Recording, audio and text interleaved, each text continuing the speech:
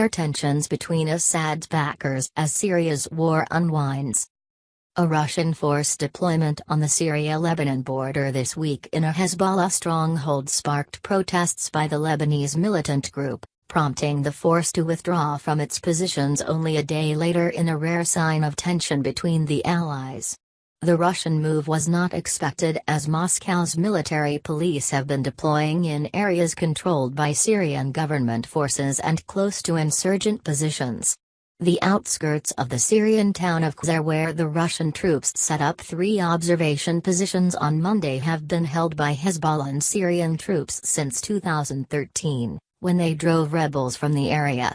The Russian deployment and subsequent withdrawal shows that as rebels are being defeated in different parts of Syria, frictions could rise between Assad's main foreign backers, Russia and Iran, and the militias Tehran backs throughout Syria. They came and deployed without coordination, said an official with the so-called Axis of Resistance led by Iran, which includes Iran, Syria, Hezbollah.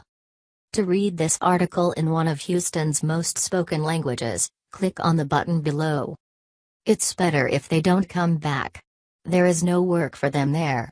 There is no Daesh or any other terrorist organization, the official said, referring to the Islamic State group and other insurgents that the Syrian government and its allies call terrorist organizations.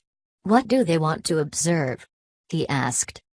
Asked if there is tension between Hezbollah and Russian troops, the official refused to comment, speaking to the Associated Press by telephone from Syria on condition of anonymity because he was not authorized to brief reporters. He said that after the Russian troops left, Syrian forces belonging to the Army's 11th Division replaced them.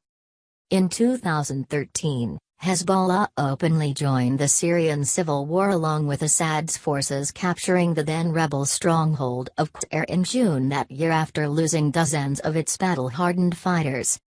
The Russian deployment outside Qusair came after Israeli warplanes struck the nearby Dabaa air base on May 24, according to Syrian activists who said Hezbollah arms depots were hit. There was no word on casualties. The Israeli military is believed to be behind dozens of airstrikes in recent years against Hezbollah, Iran, and Syrian military positions. The US and Israeli governments have viewed Iran's role in Syria as a threat to Israel and have threatened action. Although there have been no reports of frictions between Russian and Iranian or Iran-backed fighters in Syria, calls for Tehran to end its military presence in Syria have been on the rise in recent weeks. At a meeting with Assad, who visited the Russian city of Sochi last month, Russian President Vladimir Putin noted that a political settlement in Syria should encourage foreign countries to withdraw their troops. Putin's envoy for Syria, Alexander Lavrentiev, later commented that the Russian leader's statement was aimed at the United States and Turkey, along with Iran and Hezbollah. It marked a rare instance in which Moscow suggested Iran should not maintain a permanent military presence in the country. U.S. Secretary of State Mike Pompeo issued a list of demands last month for a new nuclear deal with Iran, including the pullout of its forces from Syria. Israel has also warned it will not accept a permanent Iranian military presence in Syria. Syrian Deputy Foreign Minister Faisal Miqdad, however, has said on Russia's Sputnik news agency that this topic is not even on the agenda of discussion, since it concerns the sovereignty of Syria.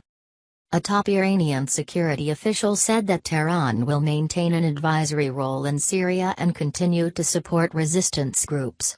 The Secretary of Iran's Supreme National Security Council Ali Shamkhani meanwhile told Al Jazeera TV that as long as Syria faces a terrorist threat and Damascus requests its presence, we will stay in Syria.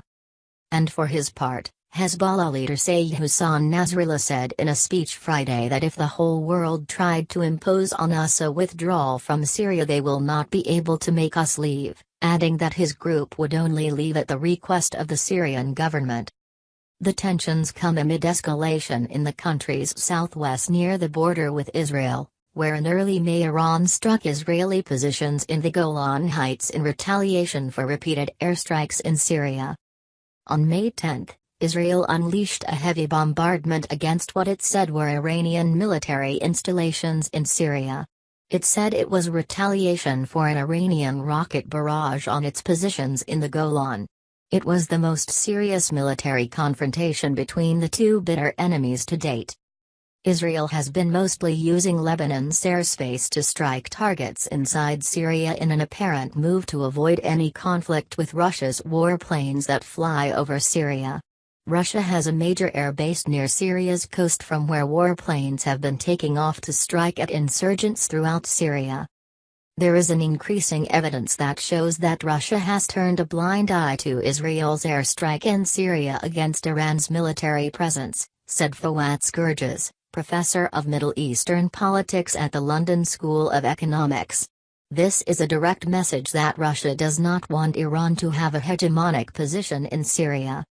Russia and Iran have been the main backers of Assad, but Moscow also has close relations with Israel, whose Prime Minister Benjamin Netanyahu visited Russia several times over the past 2 years. On one trip last month, he stood close to Putin while attending a massive parade for Russian troops marking victory in World War II. Russia has been reportedly mediating for Iranian troops and Hezbollah fighters to withdraw from areas close to the Israeli border where Syrian troops are expected to launch an offensive against rebels. What happens after is not Russia's problem. Iran will fight Israel for centuries.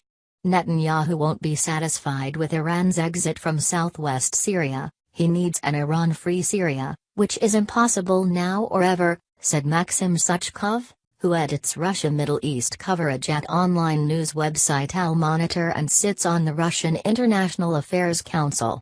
Neither Russia, nor anyone can ensure that.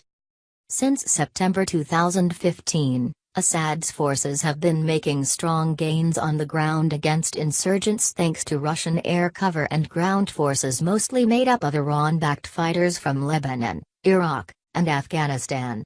Assad now controls more than half of Syria's territories, including the largest 4 cities. Russian troops don't appear to be leaving Syria, home to their only naval base outside the former Soviet Union, anytime soon. The Russian parliament voted in December to extend Russia's lease of the naval base in the Syrian city of Tartus for 49 years, following Vladimir Putin's announcement of a partial pullout of Russian troops from the war-torn country. In the past 3 years, Russian and Iranian influence converged in Syria. They wanted to rescue the Assad regime, Skurges said. Now that we are witnessing the beginning of the end of the military phase, we are witnessing divergence of interest between Russia and Iran.